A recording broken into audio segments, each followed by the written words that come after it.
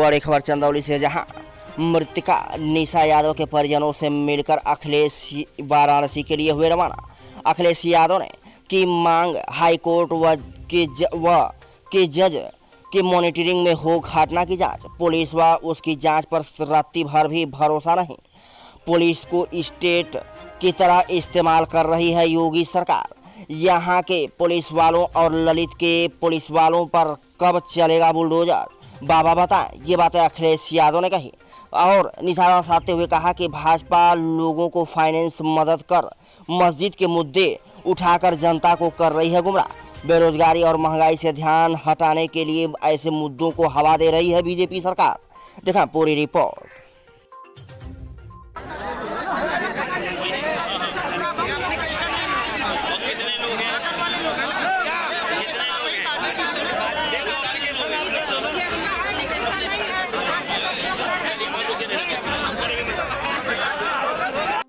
जिस बेटी के साथ घटना हो, चाचा लोगों ने घटना की हो, पुलिस ढूंढ नहीं पाई। जब वो बेटी वापस आई तो पुलिस ने ही उसके साथ बलात्कार कर दिया। वो ऐसो जेल जाने वाला है। इससे पहले की घटना मैं बता सकता हूं, एटा की। एक पुलिस अधिकारी दबिश के बहाने गया घर में, उसका पति नहीं मिला, पत्नी मिली।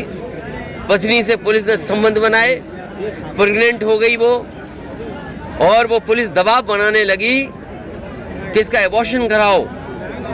लेकिन मैं कम से कम उस माँ का, उस बहन का धन्यवाद दूंगा कि जो पुलिस के दबाव के बाद भी हटी नहीं और अंततः पुलिस को जेल जाना पड़ा।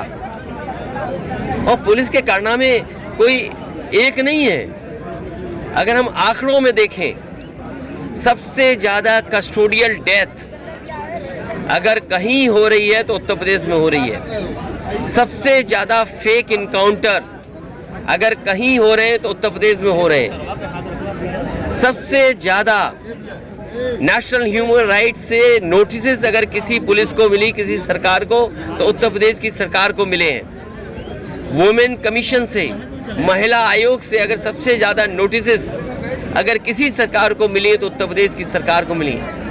जो सरकार पुलिस से चुनाव जीतने के लिए, जो सरकार पुलिस को एमएलसी चुनाव जिताने के लिए, जो सरकार पुलिस को पंचायत के चुनाव में लगा दे, वो क्या उम्मीद करोगे?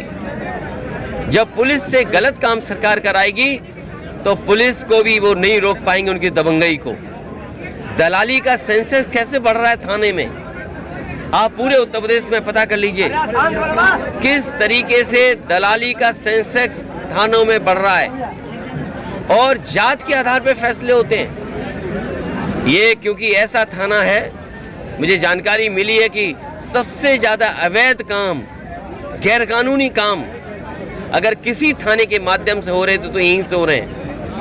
कम से कम उत्तर प्रदेश की सरकार को जगना चाहिए और बिहार की सरकार को भी जगना चाहिए कि अगर गैर कानूनी शराब का कारोबार अगर किसी के माध्यम से हो रहा तो इसी थाने के माध्यम से हो रहा था। और फिर जात के आधार पर पोस्टिंग, मुझे सूची नहीं मिली है कि थाने में किस तरह के लोग पोस्ट हुए होंगे।